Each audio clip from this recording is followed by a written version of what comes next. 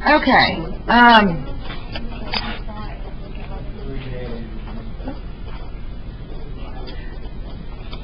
So we have a board display at a bank with exchange rates.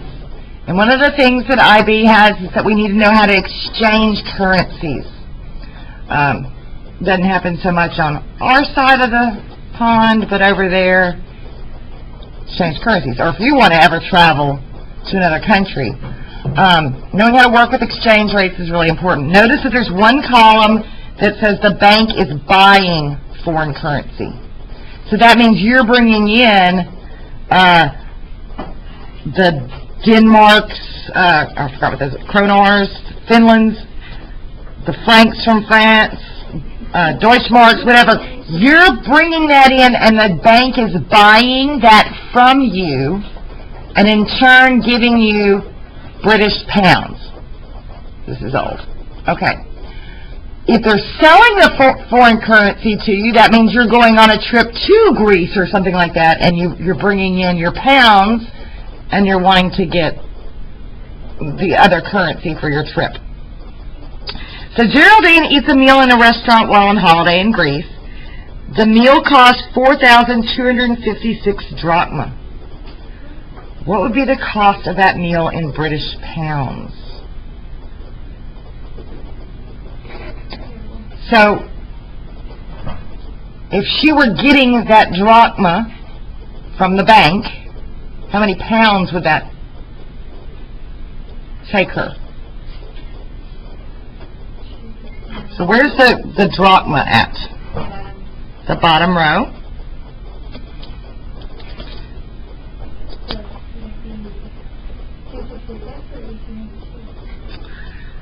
You know, that's a poorly worded question, so you have a great mark there. The bank isn't buying her foreign currency. She's needing that much drachma, so I would be using the cells. Okay, so she wants, whoops, that pen doesn't want to write. 4,256 drachma, and they're gonna have it at 266 drachma per pound. So would we be multiplying or dividing that? Dividing it. What did you get? Divided by 266 is 16. And if you have trouble remembering whether you're going to divide or multiply, if you have the drachma and this, the 266, is really 266 drachma per pound, that's a GBP, then you'd actually have to flip it for those to cancel out and work right. If you want to do the conversions sort of like you would in science. So you're dividing by that much drachma. This is going to help a little. This one's going to make more sense. I don't like the way that first one's worded. I need to fix for next year. The Williams family is going to Germany. Okay? So before leaving, they need to change their British pounds into German marks. So, which table are we using? Is the bank buying the foreign currency, or are they selling the Williams family the foreign currency? Selling. So the bank is selling the German marks to the family. And the rate is, for Deutschmarks, it's 2.798 Deutschmarks for every 1 British pound.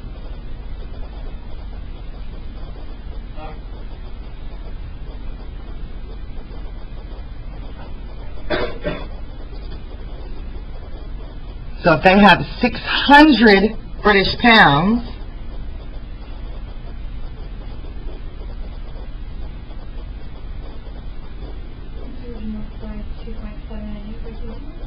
hold on. I think I just confused myself.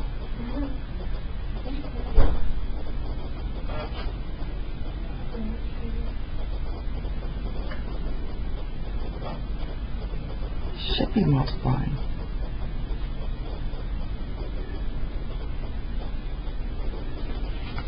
Hold on. How did I just get myself confused there? Yeah, it would be multiplying. Because it's 600. So you would multiply. Yes. What did you get?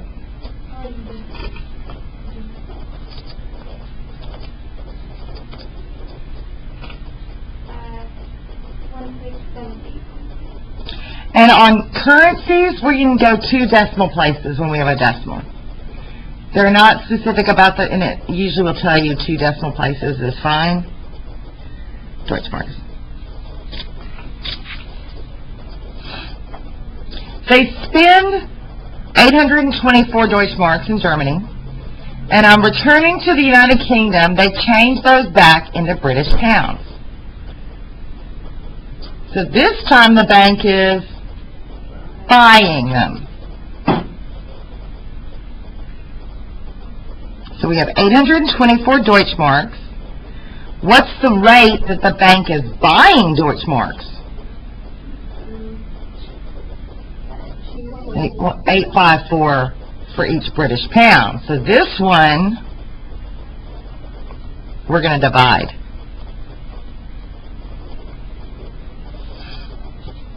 So 824 divided by, yeah? Okay, wait. So if they spend 824 Deutschmark, wouldn't we subtract that from 824 from 1678? Oh, you are so right. I didn't even read the question. Thank you. They spent 824. Good call. And we want to know the remaining amount. Very good catch. So what was remaining that they're changing over? That'd be 854.80? 854. Good catch. Very nice catch. Woo! 854.8 divided by 2.854. So how many pounds did they get back? 0.51. Because the next number was a 9, it would round up. GBP.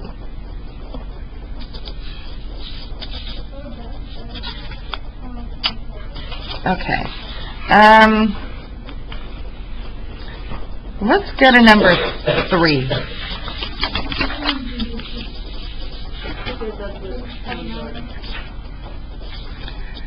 And I have no idea how to pronounce this kid's name. His name is Sword? Sword? Okay, Sword is traveling to Europe. He withdraws 8,000 Swedish kroner from his savings account.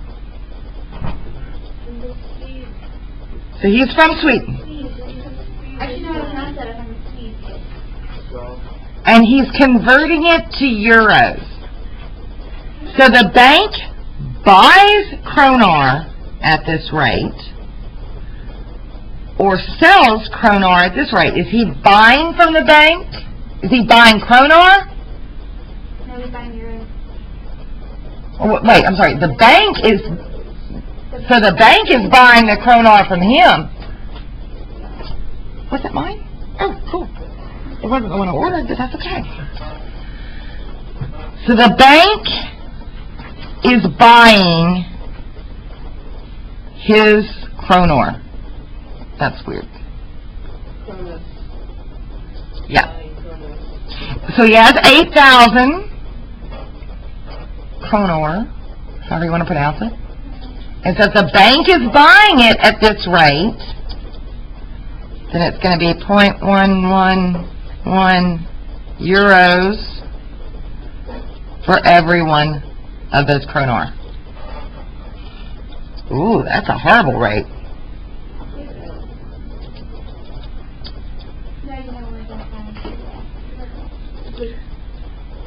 So how many euros does he have?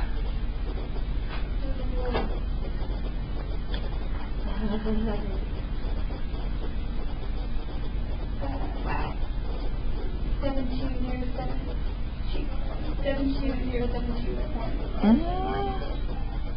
It was multiplied. That's what I got too. Euros. The trip is canceled. Pretty much. Now he's got to change that money back because he wants to put his money back into his savings account. So now the bank is selling him back his kronor, right? The day after. I know. So now the bank sells him kronor. Oops, I cannot spell that word. So he's got the 888 euros, but now we're using this rate. So is it going to be multiplying by the 0.121 or dividing? Basically, if the bank is selling, you're dividing. 888 divided by 0.121. How much kronor does he get back?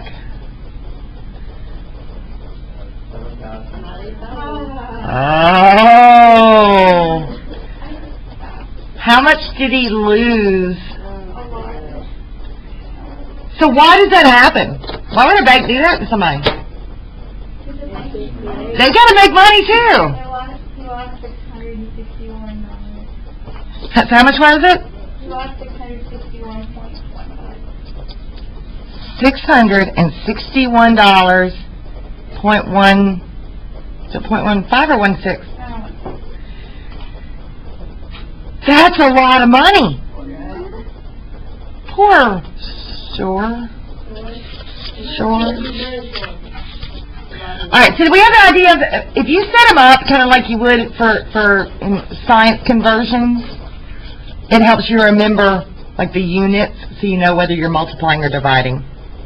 Now the next part is all about compound interest and all of those things. Now in Algebra 2, we used a whole bunch of formulas and we plugged in and we had our exponential functions. But your calculator can help us with this. So, here is the formula that we used to use in Algebra 2. It's a lovely formula, and it's still in your formula booklets.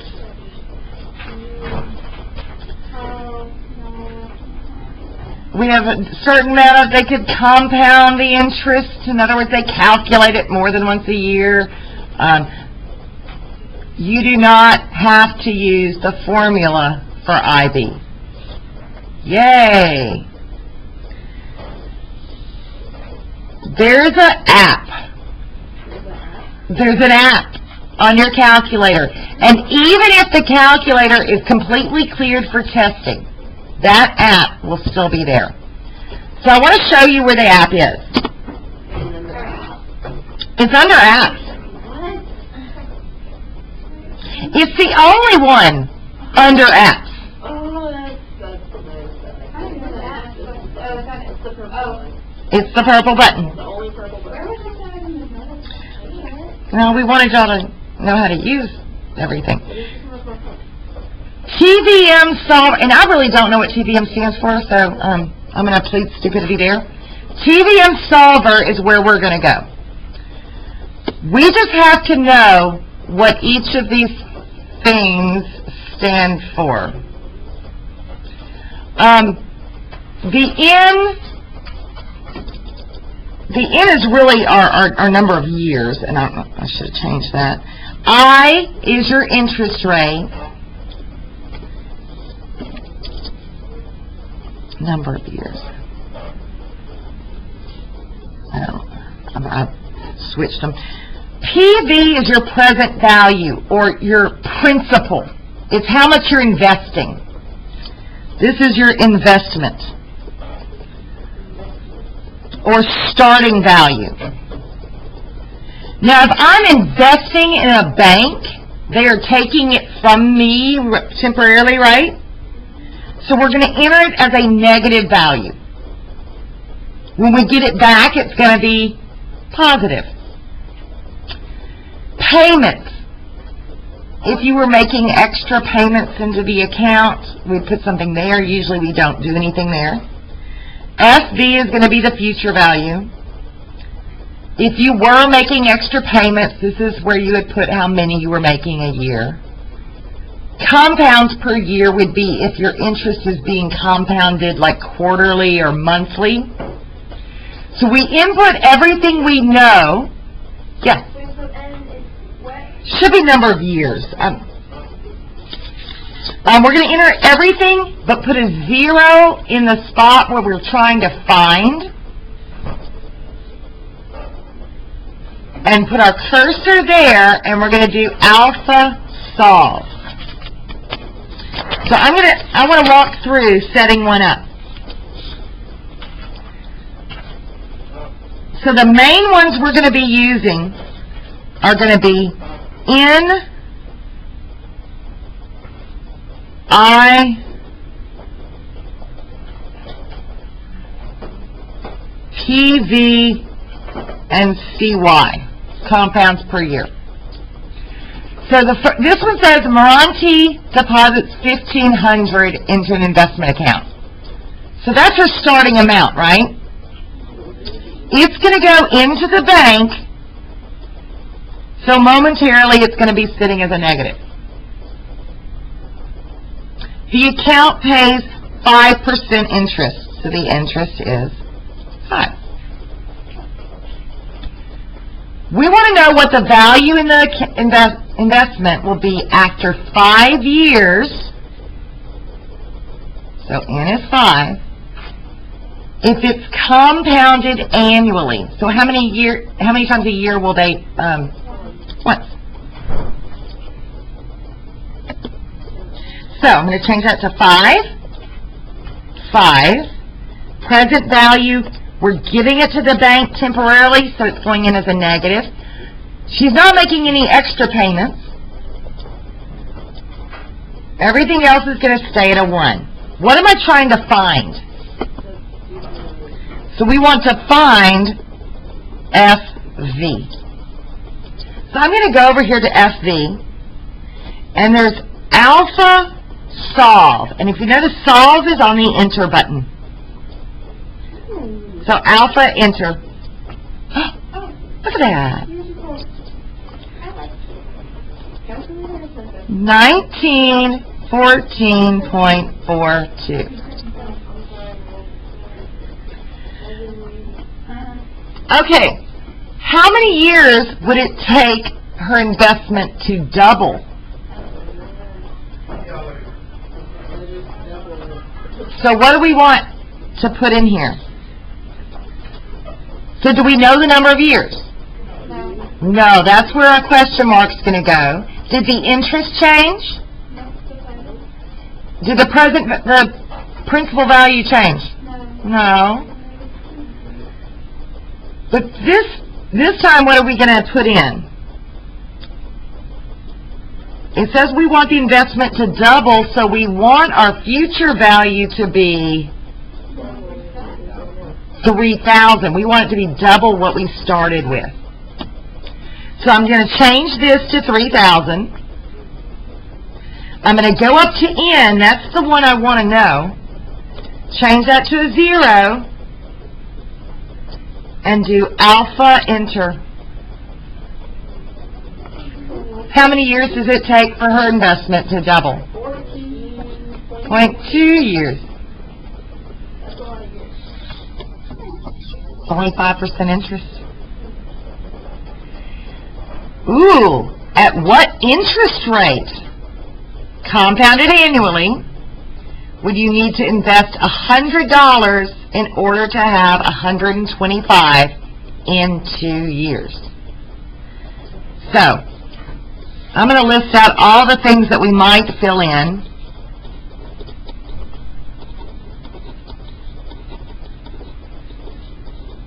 These are the main ones we're going to deal with, these 5.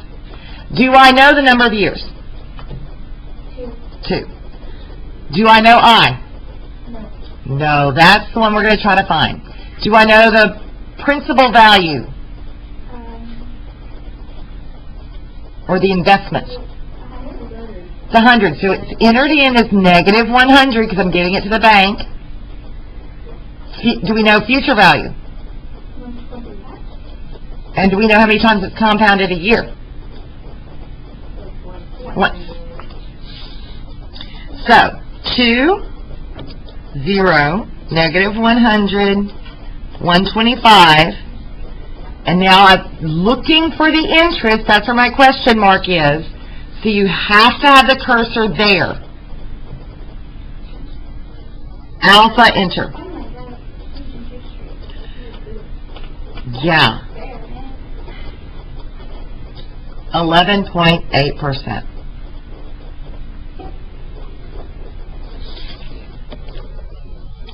John invests $4,000 in the bank. The bank's stated rate of interest is 6%.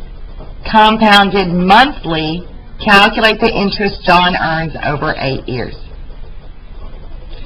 Do we know N? It's 8. Do we know I? 6. Do we know PD? But I'm going to enter it as negative. Do I know FV? No, I don't know FV.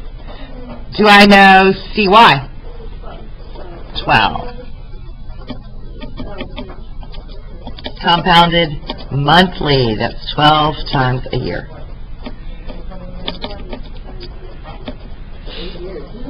So I'm going to go on future value and do alpha, enter. It gave me a future value of $6,456.57.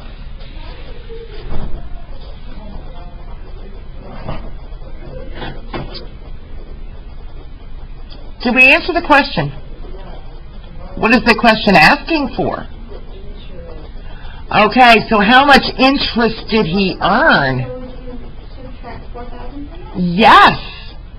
So he earned over that $4,000 he invested a total of $2,000, which really wasn't, I guess over 8 years, that's okay.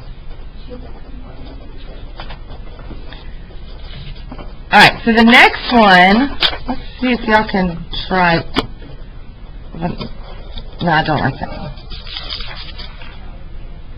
We're not usually using the monthly deposit.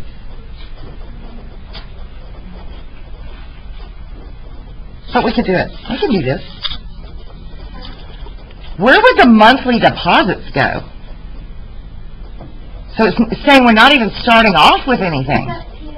That's at PMT. This one is a little bit different. I usually don't see this many, this type, but we can still do it. Do we know how many years we're going to leave the money in there? 5. Do we know the interest rate? Do we know what the initial investment is?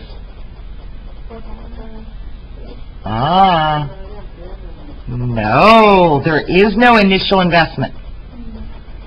They're just trying to figure out how much money they'd have to pay in. What is the future value we want in the account? 4,000. How many payments are they planning to make into the account each year? It says monthly deposit. So how many times a year are they going to make a payment? 12. How many times is the interest going to be calculated? A year.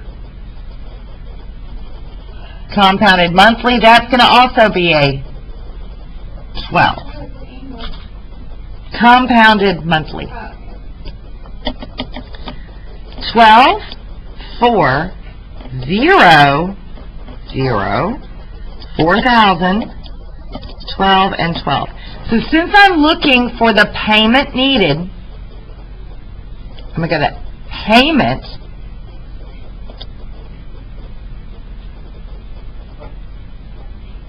Why do you think it pops up as negative? Because you're giving it to the bank, right? Why? Oh, I didn't put the wrong number? Try that again, sorry. Thank you for catching that. Oh, that's not good. How much money do you have to put away each month? Ugh. That's a lot.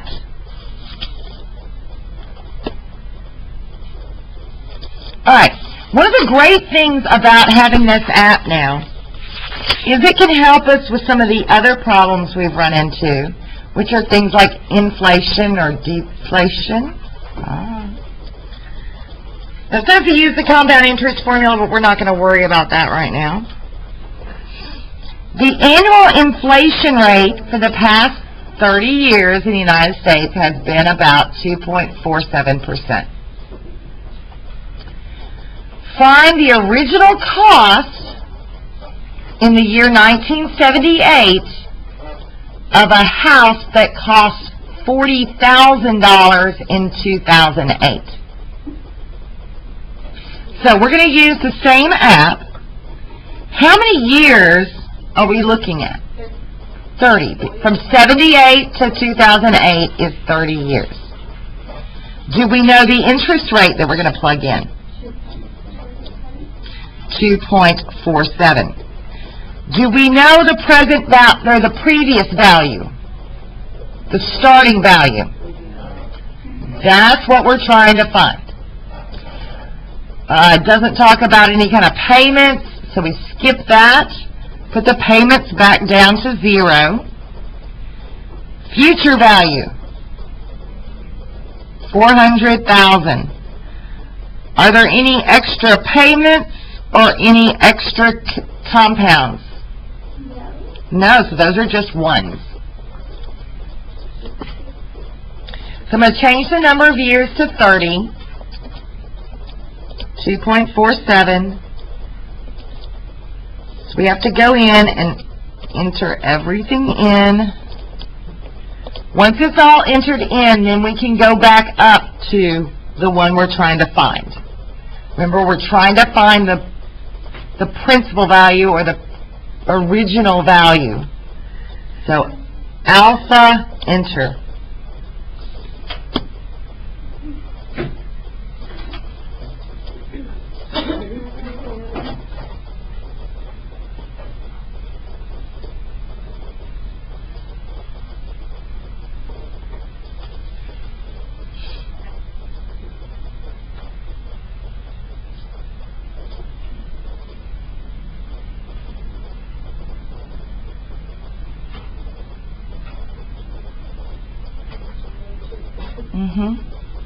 Yeah, cost of housing goes up a lot.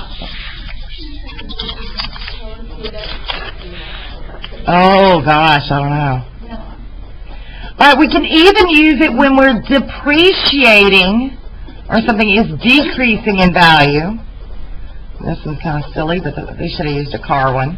But that's alright. The value of clothing decreases by 15% each year. Find the value of a 60-pound pair of blue jeans in 5 years. So, what's the N we're looking at? Number of years. 5.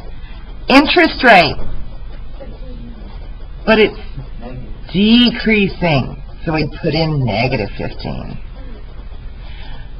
Starting value is 60. There's no payments. That would be dumb. Future value, that's what we're looking for. So 5, negative 15.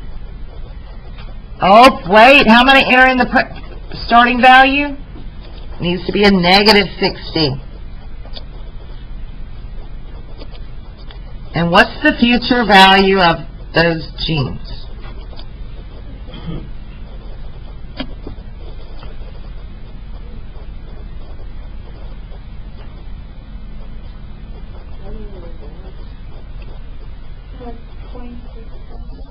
$26.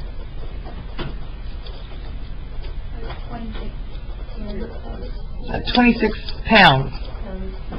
It looks like. The euros actually look kind of like, no, kind of like a fancy E. Oh, wait, is it backwards or not? Does anybody know? Google what yours, anyway. Alright, so all of those calculations can actually be done directly from the calculator.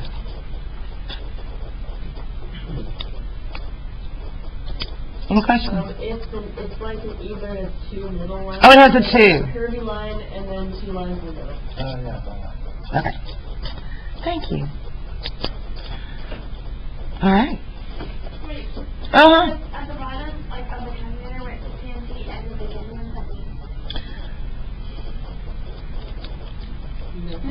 I have no idea. I have no idea. Don't touch me. I wish I knew.